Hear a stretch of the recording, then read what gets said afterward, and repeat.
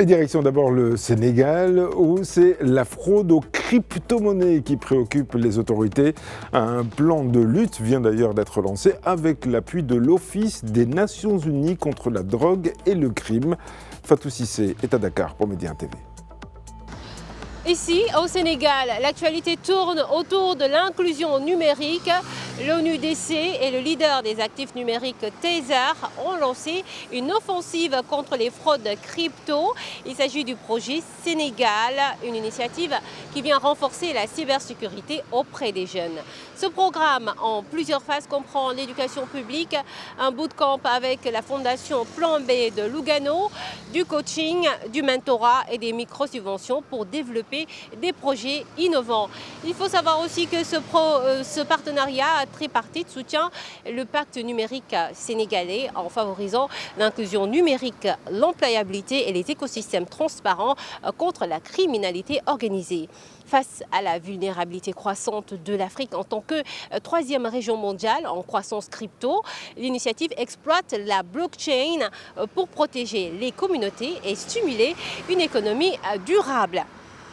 Fatou Cissé pour Média TV, Dakar, Sénégal.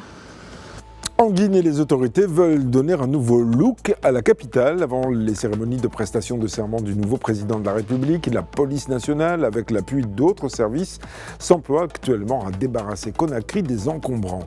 Idrissa Cissé est à Conakry pour Média TV. Le stade général Lansana Conté, situé dans la banlieue de Conakry, sera le théâtre de cet événement majeur. Pour donner un éclat exceptionnel à cette cérémonie de prestation de serment, les autorités ont lancé une vaste opération de déguerpissement, transformant la capitale en un véritable chantier de rénovation. Les axes routiers qui mènent au stade général Lansana Conté sont désormais dégagés.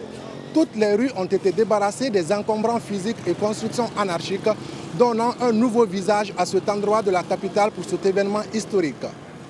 Le ministère des Infrastructures et des Travaux publics, via l'Agence guinéenne des routes, est à l'œuvre aussi. Des travaux d'entretien et d'aménagement routier sont en cours dans les quartiers autour du stade pour fluidifier la circulation et faciliter l'accès des populations à cet événement. La Guinée va recevoir plusieurs chefs d'État, personnalités politiques et diplomatiques, ainsi que des représentants d'organisations internationales le 17 janvier 2026 pour la prise de fonction officielle du président Mamadi Doumbouya. Idrissa Cissé, Conakry pour Média TV. Au Nigeria, le ministère fédéral de l'Éducation est vent debout contre la fraude aux examens. Des mesures d'ailleurs ont été prises pour tenter d'éradiquer ce fléau. Gilbert Tamba est à Abuja pour Média TV. Au Nigeria, la lutte contre la fraude aux examens scolaires franchit une nouvelle étape. Le ministère fédéral de l'Éducation annonce des mesures strictes pour mettre fin aux tricheries lors des examens de fin d'année du secondaire. Dès cette année 2026, les examens nationaux WAEC et NECO feront l'objet d'un dispositif inédit. Selon un communiqué officiel, les sujets seront désormais randomisés et sérialisés, ce qui signifie que chaque candidat recevra une version différente de l'épreuve. Objectif, rendre toute tentative de fraude pratiquement impossible, qu'elle soit individuelle ou organisée. Une réforme jugée nécessaire alors que la fraude aux examens reste un défi majeur pour la crédibilité du système éducatif nigérian. Le ministère précise que ces innovations s'appuieront sur des outils technologiques avancés tout en renforçant la surveillance dans les centres d'examen. Les autorités éducatives espèrent ainsi restaurer la confiance dans les diplômes nationaux.